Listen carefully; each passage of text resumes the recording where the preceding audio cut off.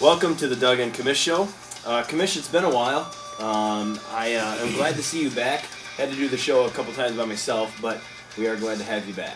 Thank you, Douglas. Of course, it's great to be back with my people. Yes. Well, we're going to get right to the reviews. We're trying a different type of situation as far as the background here. We're going to have the scores from last week on there. We're going to quickly review just to kind of show some reminders. Some of these are going to be painstaking reminders. Some of these will be good reminders. Mm-hmm.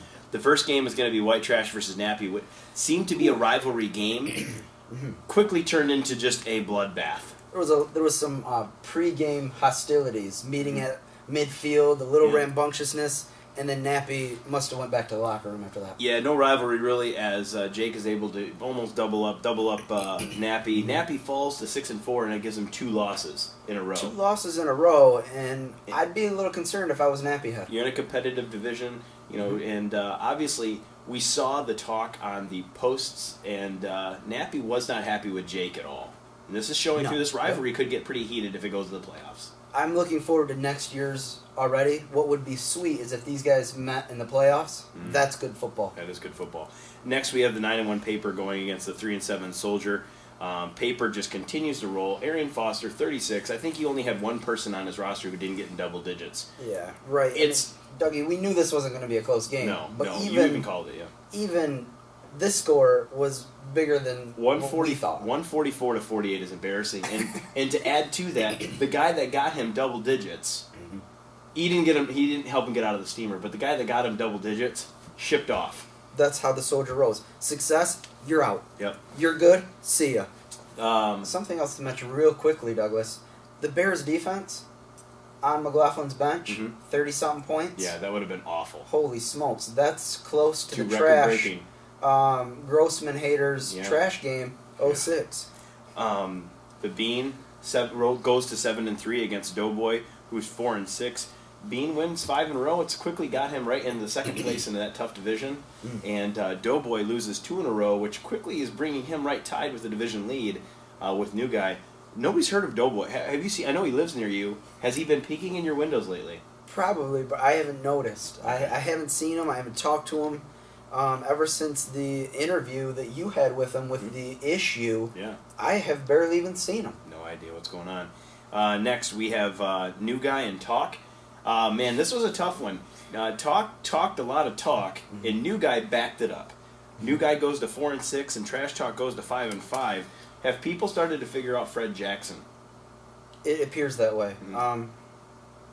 He was the number 1 running back there for most of the year, and now he's down to 4th or something because he's not getting the ball, and when he does, there's 12 defenders around him. Could you tell the audience what words were yelled when Gronkowski was going crazy in that game against the Jets? I probably shouldn't. Okay. They're not redeemed, so it was a rough evening. He had 3 touchdowns. Luckily, only 2 of them counted, I guess. Yeah. But it was brutal. Yeah. Brutal. Well, Mendenhall and Gronkowski, guys he traded for, actually helped him win this game by 10. Sass versus Nips. Sass goes to 6-4, and Nips goes to 6-4. Nips is trying to ride the Rodgers train, but the Jets train -5 definitely did not help him here. No, as a rule of thumb, you just don't play defenses who are playing against the Patriots. Yeah. I know it's the Jets, and they're sweet and all, but the Patriots have been brutal to all defenses all year. Yeah, now I'll tell you, the Packers defense really showed up. They had a good game against the Vikings on Monday night. Yep. Schaub had a good game, but Schaub hurt. It was what we call a Pyrrhic victory. We use that in history terms. You should look it up. But anyway, Sass goes to 6-4, and then Twillett continues his losing ways, dropping to 1-9, and it was a close game. You look at it, and he lost by 3 points. To the desk jockey who gets his 3rd win of the season, riding the coattails of your old friend Chris Johnson. I gave him a pep talk, but back to DJ, you are what you are. Yeah. And when you're a loser, you find ways to lose. Yeah. That's just the way that it goes. Well, that's a review from last week. Here's what we're going to do. We're going to take a little bit of a break, but stay tuned. On this video, we will have our question and answer time about the much-discussed trade that happened this week. It's going to be hot. And we're back, and this is going to take up most of the question and answer time. But obviously we had a somewhat controversial trade this week. And here's kind of how it started. Round 11:53, pretty late before the deadline, we see a trade that gets taken place. Huge, which is Soldier, trades Eli Manning and Dwayne Bowe to DJ for Matt Forte and Ryan Fitzpatrick. His name's Poop. His name is Poop. So we got Huge and Poop trading together. Shortly thereafter, Huge decides to trade LaShawn McCoy, which scored him the most points, and I think, am I correct in this? Is he the number 1 running back? I believe he is. Trades for Brandon Marshall and Ryan Matthews. So now Huge ends up with Matthews and Marshall. Any comments so far here, Commish? No, not any good ones. Okay. So then we have, at 11:59, mind you, Poop trades Forte and Fitzpatrick to Soldier for Eli Manning and Dwayne Bowe. Okay? Trades those two for Eli Manning and Dwayne Bowe. And then at 11:59, Huge trades LaShawn McCoy, and Brandon Marshall and Matthews kind of gets upheld. These are kind of just the upholding of the Commish. Yep. But here's where things get interesting. Correct. White Trash trades Cam Newton, 13th round pick, okay, and Earl Bennett and Percy Harvin to the brother, who gets Dwayne Bowe, Eli Manning, and Stevie Johnson. Okay? Any questions? Any thoughts? Because this is the issue. This is where all of the issue. It's not so much the trades that we're looking at down here.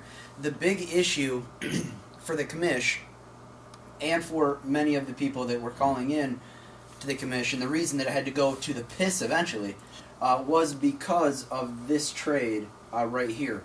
We're looking at Cam Newton being the centerpiece to this deal.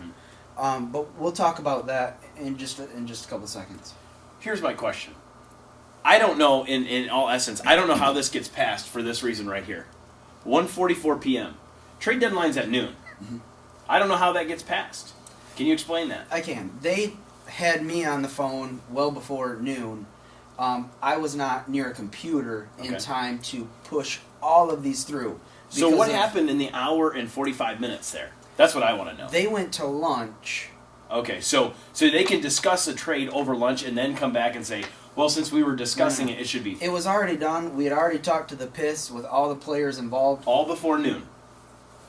At noon. All before noon? Yes. Okay. Yeah. They discussed it with me before noon. Mm-hmm. I contacted the PIS. He says, I'll call you right back. It was after noon that he called me, and I gave him the details of the trade, but I had to redo the trade deadline in order to get the trade done. That's why it's at 1:40-ish. So you're telling me that all of this stuff was done, everything was done before noon? To me, yes. To you. Like the trade was made, they said who they wanted, the players all involved, were all figured out before noon. Nothing changed after noon. Correct. Because if it did, we have a huge problem on our hands. I just answered your question. Okay. I just kind of seem like you're trying to avoid it. Nope. Well, let me ask you this. Who do you think is the big winner here? I'm going to have to go with, obviously, White Trash. Okay.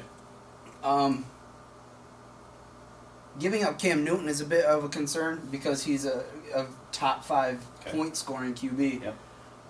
But, getting the number 1 QB or running back in McCoy, and then getting some nice receivers for just giving up Cam Newton, basically, it's a playoff push. Yeah. It's a ballsy move by White Trash because it's now or nothing. Yeah. He's combined 2 teams into one. Yeah. And if he doesn't win, the whole year is a giant failure. Okay.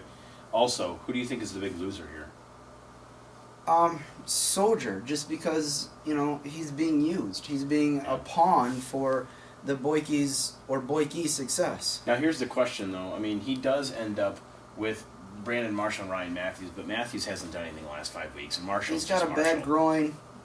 Marshall's come along a little bit lately, but he still is in a really bad offense. Okay, so we're saying that in short term, Jake's the winner. Maybe in long term, DJ could be the winner, but let's be honest with each other. You don't have to be. When you look at history, right. Listen, I just don't know. Over the past couple of years, DJ's gone into the draft with no keepers and has sucked coming out of it. He's gone in with lots of draft picks, no first-round back, and he tried that strategy, 1-13. And now he's going to try a different strategy with basically we're looking for the same result. Yeah. So, and then Soldier, you think in the short term, really didn't get much better this guy Homer looking like he even just if kind of Dougie, even if his roster got better, where is his dignity? yeah. Because he could have stopped us. Because these are guys that he's going to be fighting with for this playoff spot. Where's your pride when you're just gonna bend over and take it like that? Or, hey, you need to. It's a last minute deal, I believe he said. Yeah. Come on in, around 11:40ish, and you're gonna do this and you're gonna do that. We're gonna give you this, and you're gonna call it a deal. Where's your dignity? I have no idea. So with the piss, the conversation went as The piss was low key as usual. Mhm. He calls me back. We get into the conversation. Frosty morning, and I lay out all of the intricacies. I let him know I'm not near a computer to push all the buttons to get it done. And he says, I believe his quote was something along the lines of, "I have no problem with it." okay. He brought up some interesting points about the receivers that I didn't think about before I took it to the piss, about Bennett and Harvin being just as good as Bo and Johnson. Yeah. I'll be anxious to see. It will be interesting to see. That said, in the end, the concern for everybody is the integrity of the league. Mm-hmm. And we tried to stop the brother-to-brother trade. And each year, in my spirit, I'm saddened for DJ because he continues to have to unload his roster to his brother at the end of each year. And it hurts me to see him go through this. Like, as the big brother, I don't know. It should be the younger brother should be taking care of the bigger brother, like the elderly. Right. Like the kids when your parents get older, you change their diapers, you get them into the nursing home. It's totally different here, and I'm sad for DJ.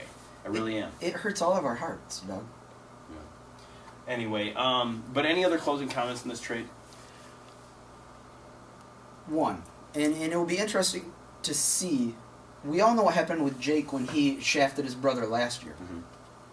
It didn't work out. Yeah. Right? He got 3 starting players for basically Felix Jones and me, and it wasn't fair, and it didn't end up working out. I wonder if this doesn't work out for White Trash this year, what does he come back with next year? Be tough to top. What does he think about football now? Yeah. If he doesn't win at all, what does he think about football? I don't know. It really will be interesting to see what happens, and you kind of wonder if karma will come back and kick him in the rear. And you know something about some karma. I do. All right, well, that's it for this segment. We'll be right back with our Week 11 previews.